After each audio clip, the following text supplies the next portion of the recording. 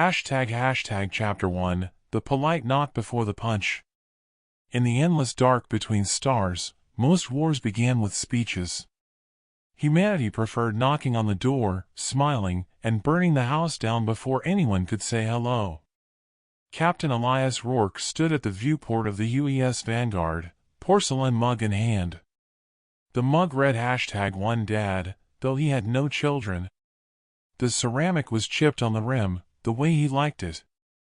Through the glass, the alien blockade shimmered in formation, rows of jade and silver holes shaped like predatory birds. Elegant, intimidating, if you didn't know they were made by people who thought redundancy was an insult to art. "Coffee's cold," he said. Lieutenant Sato glanced up from her console. "We're parked 3 million clicks from an alien war fleet, and that's your leading concern?" "Priorities," Rourke said, swirling the coffee. "If I'm about to die, I'd like the beverage to be perfect." "That's just professionalism." Sato shook her head. "The Threxians don't think we'll shoot. Or they'd have shot first." "That's why they're fun," Rourke murmured. A chime announced the arrival of the alien envoy. The bridge doors parted, and 3 beings entered.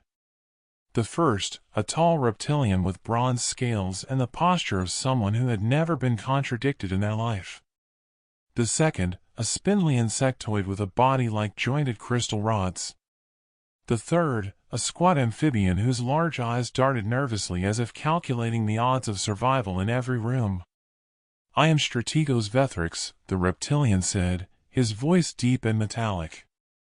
"You are in violation of Threxian-controlled space." Rourke smiled warmly. "Good morning. You must be the welcoming committee. I appreciate the personal touch." The insectoid tilted its head. "Your ships are smaller than expected." "Compact," Rourke corrected gently. "Easier to park. Saves on rent." The amphibian translator croaked, "Your fleet is quaint." "That's one of my favorite words," Rourke said cheerfully. "Right up there with misunderestimated." Strategos Vethrix narrowed his slit-pupiled eyes. "You have entered sovereign territory without permission. Our armada could obliterate you in minutes." Rourke nodded sympathetically. "That's a lot of responsibility. We wouldn't want you to strain yourselves." Sato's mouth twitched. She kept her eyes glued to her display, where faint indicators showed the Vanguard's escorts sliding into precise positions. Each movement disguised as a routine navigation drift. Vethrix took a step closer, his breath smelling faintly of heated copper. "Your people are unrefined. You speak of humor while standing in the shadow of death." "Humor keeps the hands steady," Rourke replied, still smiling. "Besides, death is only scary if you meet it unprepared." The insectoid emitted a faint clicking. "Your weapon systems are inferior by every measurable standard." Rourke glanced at Sato's screen. The cloaked Aegis and Raven had reached their assigned vectors. "We've always been comfortable with second place," he said. "Gives us more room to surprise people." The amphibian shifted uneasily. "This meeting is to negotiate terms of your withdrawal." Rourke took a slow sip from his mug. "Oh, we'll be leaving soon enough. Just not in the direction you're thinking." The translator froze, blinking its large eyes. Vethrix let out a low hiss. "You do not comprehend the magnitude of your situation." Rourke set his mug down, tone still pleasant. "I do. Which is why we should wrap this up before my coffee gets any colder." For a moment, the only sound was the faint hum of the Vanguard systems. Then Vethrix gave a sharp signal, and the delegation turned to leave. At the threshold, the reptilian glanced back. "Tomorrow, human, we will teach you fear." Rourke's smile didn't falter. "We're fast learners." The doors closed behind them. Sato exhaled. "You just told a 30-kiloton warfleet they're going to lose." "Did I?" Rourke asked mildly, retrieving his mug. "I thought I was being polite." On the tactical display, a scatter of faint green pings moved like slow fish across a dark sea. Hidden drones, launched hours before the Threxians even noticed their arrival, continued to map firing arcs, identify shield harmonics, and tag fuel lines for precision strikes. Status on weather readings? Rourke asked. Weather readings? Sato repeated. Rourke's eyes stayed on the display. It's what we're calling the data. Sounds harmless, doesn't it? People don't fear weather until they're in the middle of it. Sato smirked. Your brand of harmless sounds an awful lot like lethal. That's just marketing, Rourke said. Later, alone in his quarters, he pulled up the fleet-wide comm. His voice was calm, conversational, almost bored. Vanguard to task force. All units, proceed with navigation adjustments per weather advisory. Confirm silent running. No transmissions unless authorized. Drink your coffee now, tomorrow's going to be busy. He closed the channel and leaned back, listening to the muted creak of the ship's hull under microgravity stress. Outside, the alien fleet gleamed like jewels in a velvet box, perfect and fragile. They still thought the humans were here to talk. Which, in a way, was #Chapter 2, Banquet of Bad Decisions. The Threxians called it a feast of accord. Rourke suspected the word accord translated loosely to "we'll feed you, then destroy you." The alien flagship's banquet hall resembled a cathedral carved from obsidian and emerald, lit by vertical columns of blue fire. Long tables formed a U-shape, with the Threxian High Command occupying the center like a court judging criminals. Rourke sat among them, posture relaxed, a polite smile in place. A server placed a glass dish in front of him. The contents quivered, a translucent mound of something between jelly and breathing coral. It pulsed faintly, exhaling a scent of iodine and burnt sugar. Lieutenant Sato, seated 2 chairs away, leaned slightly toward him. "You're going to eat that?" "Of course," Rourke said, picking up a spoon. "I'm a guest." The texture resisted, then split with a wet sigh. Inside, something wriggled.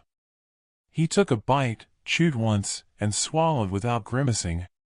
Strategos Vethrix watched, amusement glinting in his eyes. "Impressive. Many species, decline. Tastes like high school cafeteria pudding," Rourke replied. With the bonus that it might be staring back. Several Threxians tilted their heads in confusion. The insectoid envoy clicked sharply, perhaps in disapproval. The amphibian translator spoke. "Your people are adaptive. Only way to survive our homeworld," Rourke said. "It's full of things trying to kill you, and that's just the weather." The remark drew polite laughter from the humans and none from the Threxians. While the conversation meandered through ceremonial pleasantries, Rourke's mind tracked 3 separate timelines. 1. The Vanguard's hidden escorts closing the last few gaps in the encirclement. 2. Drone swarms slipping into blind spots along the alien hulls. 3. The precise moment the Threxian leadership would be too deep in their own performance to notice. He let the chatter wash over him. An insectoid general addressed him directly. "We have studied your history. Your conflicts, small. Skirmishes compared to our wars." Rourke smiled. "We call those warm-ups." The alien hesitated. "You believe you can fight at our scale?" "I believe we can end a fight before it becomes one." The Threxian officers murmured among themselves, their expressions unreadable. A second course arrived, thin slices of something iridescent, arranged in a spiral. The amphibian translated, "Sea Heart." Served to honored guests before decisive negotiations.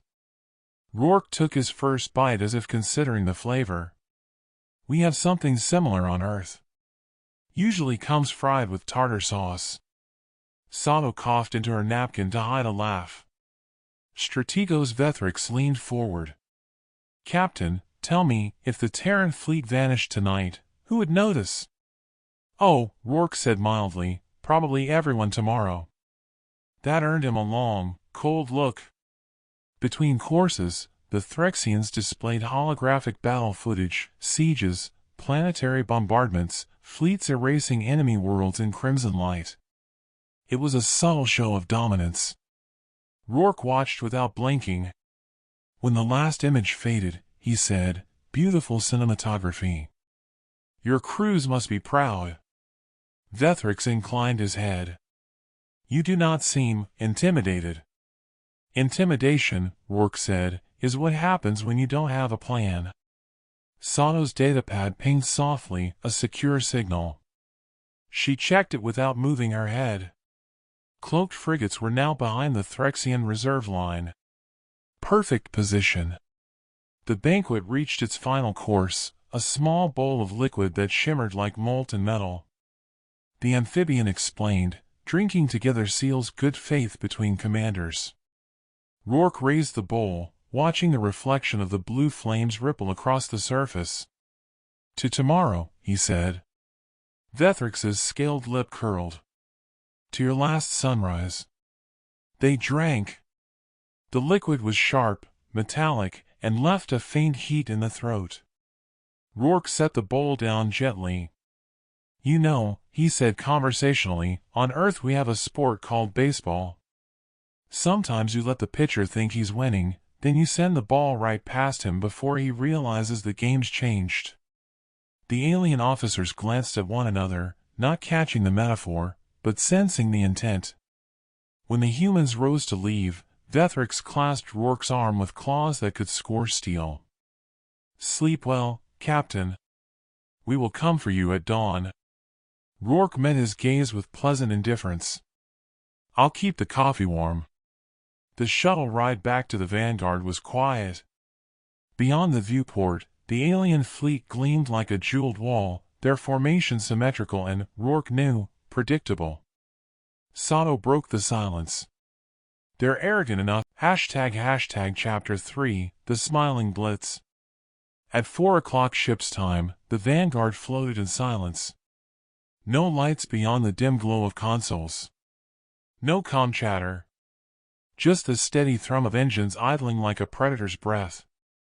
Rourke entered the bridge with a fresh mug. Steam curled above the chipped rim.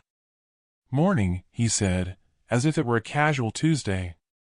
Lieutenant Sato's eyes never left her display. "Fleet's in position. All ships report silent running, weapons hot." "Good," Rourke said. He took a sip, watching the tactical map, a perfect halo of human vessels around the Threxian formation. Ops Officer Kellen turned. "Still no sign they've noticed." "They won't," Rourke replied. "Not until we've already started." The first order went out as a whisper. Phase 1. Engage weather pattern. Invisible beams lanced across the void, targeting sensor nodes and comm relays on the outer Threxian ships. No explosions, just silent bursts that left the enemy blind and deaf before they realized anything was wrong. Inside the alien command deck, Strategos Vethrix's voice crackled faintly over intercepted comms, "Verify status," before static swallowed him. "Phase 2, Rourke said. The cloaked frigates dropped camouflage, each releasing a swarm of drone torpedoes. They moved like schools of metallic fish, darting under shields, attaching to hull seams, and detonating with surgical precision. On the viewport, points of light flared one after another, no wasted fire, no random volleys. Every shot crippled something essential. Sato glanced at Rourke. "You want to open with comms?" He nodded. "Put me through to their flagship." The channel opened, showing Vethrix on his throne-like command chair. The background shimmered with emergency lighting. Rourke smiled pleasantly. "Good morning. I trust you're enjoying the sunrise." Vethrix bared his teeth. "What have you done?" "Adjusted the weather," Rourke said. "Forecast, total overcast, chance of heavy fire." A detonation echoed faintly behind the alien commander. the battle accelerated. Human destroyers weaved through gaps, striking in coordinated pairs. Gunfire lit the void in precise bursts, like a conductor cueing each section of an orchestra.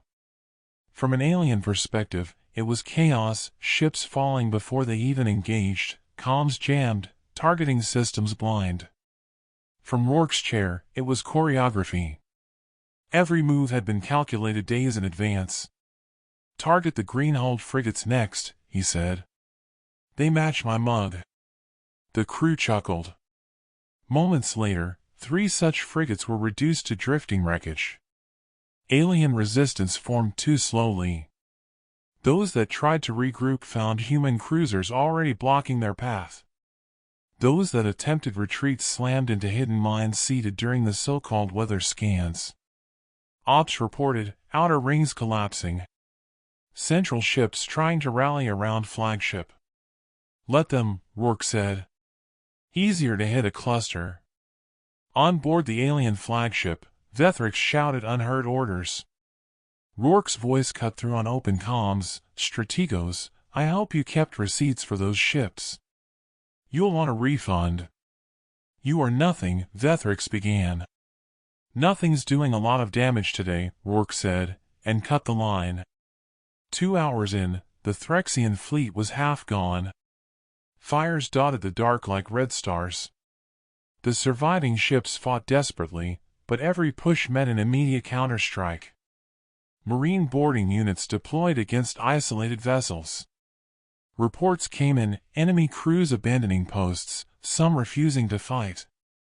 From the bridge windows, Rourke watched a battlecruiser break apart along its spine, debris spinning into the void. "Make sure the escape pods are untouched," he said quietly.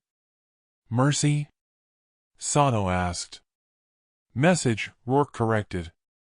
By hour 3, resistance was scattered. The once proud formation now resembled a shattered mosaic. Rourke ordered phase final, simultaneous precision strikes on power cores of the remaining warships. The blasts were near silent in the vacuum, but the light show bathed the Vanguard in pale fire. The crew watched in silence as the last Threxian cruiser tore apart, its wreckage drifting through a field of glowing embers. Rourke took his final sip of coffee. "And that's the forecast, clear skies, for us." Sato exhaled slowly. "We just destroyed an armada in under 3 hours." "No," Rourke said. "We redefined how fast an armada can end." In the alien sector, the news would travel fast. The younger officers on the bridge looked almost stunned by the efficiency of it. But the veterans had seen this before. Humanity's smile was always followed by its teeth. Rourke rose from his chair. "Send medships for survivors. And get the translators ready, we'll be talking terms by sundown." Later, in the war room, he studied the updated tactical map. Every Threxian escape corridor, every fallback point, had been sealed before the battle began. The operation had never been about winning a fight, it had been about making sure there was only one fight. The humans had picked the place, the time, the weather. And the Threxians had walked willingly into it. Back in his quarters, he set the empty mug on the desk. A faint scorch mark on its side caught the light. He traced it with a thumb and smiled, small, satisfied, and entirely without warmth. They'd remember this day. Chapter 4, The Smile After the Fire. The Threxian flagship floated in pieces, its once perfect geometry broken into drifting shards. Rescue craft from the Vanguard slipped between the wreckage, beacon lights cutting pale paths through the dark. On the bridge, Rourke stood with hands clasped behind his back, watching as pods were towed in. "Treat every survivor," he said. "Make sure their med bays are stocked. They'll need to be alive to tell the story." Sato raised a brow. "You're not worried they'll regroup?" "No," he said. "Fear travels faster than fleets." Hours later, the surviving Threxian officers were seated in the Vanguard's conference hall. Even stripped of armor, they carried themselves with brittle pride. Strategos Vethrix sat at the head of the alien side, his scales dulled from heat and smoke. Rourke entered without fanfare, a fresh mug in hand. He stopped at the table, offered a courteous nod. "Thank you for coming. I trust the accommodations are acceptable." Vethrix's voice was low, roughened by hours of shouting orders to a doomed fleet. "You ambushed us." Rourke smiled faintly. "You invited us. We just picked the seating arrangement." A murmur ran through the alien officers. The insectoid scientist from the first meeting leaned forward. "You planned this before arriving?" "Yes," Rourke said. "Weeks before." A holographic projection lit the center of the table, an exact replay of the battle from human tactical feeds. Every move, every strike, appeared as a sequence of deliberate steps. "You were never in danger," the scientist said quietly. Rourke met her gaze. "Not from you." Negotiations began, though negotiations was generous. Rourke outlined terms in a tone usually reserved for menu options: immediate cessation of hostilities, recognition of human sovereignty in contested sectors, and unrestricted trade access for Terran vessels. Vethrix's jaw tightened. "If we refuse?" "Then," Rourke said, "I'll assume you'd like a second demonstration." "We're very consistent." Silence followed, broken only by the soft hum of the projection. Eventually, Vethrix gave a short nod. By the next rotation, the agreement was signed. The Threxians departed under escort, their diminished fleet limping toward home. The galaxy's news nets were already ablaze, live analysts calling the engagement impossible, others declaring it proof that humanity had been underestimated for decades. That evening, Rourke stood alone on the observation deck. Beyond the glass, the last of the wreckage tumbled through starlight. Sato joined him, holding a datapad. "Reports from Central Command," she said. "The Council's impressed. They didn't think you'd take the whole armada in one move. They asked for results, not process," Rourke replied. She studied him. "This wasn't just about the Threxians, was it?" He glanced at her, eyes narrowing slightly. "No. They were bait." Sato waited. "We knew they'd bring everything they had," he continued. "Which meant every patrol line they normally hold against the others would be empty. While we kept them busy, strike groups slipped through half a dozen rival borders. No one saw them coming." Sato exhaled. "So the real mission was to clear multiple threats in a single engagement," Rourke said. "One battle for the history books, and a dozen quiet ones that will never be reported." She looked back out at the stars. "And the Threxians think they were the only target." "That belief keeps the others from comparing notes," Rourke said. "When they do figure it out, it'll be too late to rebuild." Later, in his quarters, he recorded his after-action log. His tone remained steady, almost casual. Operation Vanguard, objectives achieved. Secondary incursions successful. No human casualties of note. Enemy leadership intact enough to serve as living deterrents. Galaxy perception shift underway. Recommend continued cultivation of underestimation as strategic asset, *. He ended the recording, set the mug down beside the console. A priority message blinked onto his display, classified, eyes only. The Council's emblem appeared, followed by a single line of text. Phase 2 authorized. Rourke read it once, then shut off the screen. The next morning, the Vanguard slipped quietly out of Threxian space, its hull bearing no visible scars. The crew moved with quiet efficiency, their laughter subdued but present. They knew they'd been part of something far larger than the battle itself. In the mess hall, Sato approached Rourke. "Where to now?"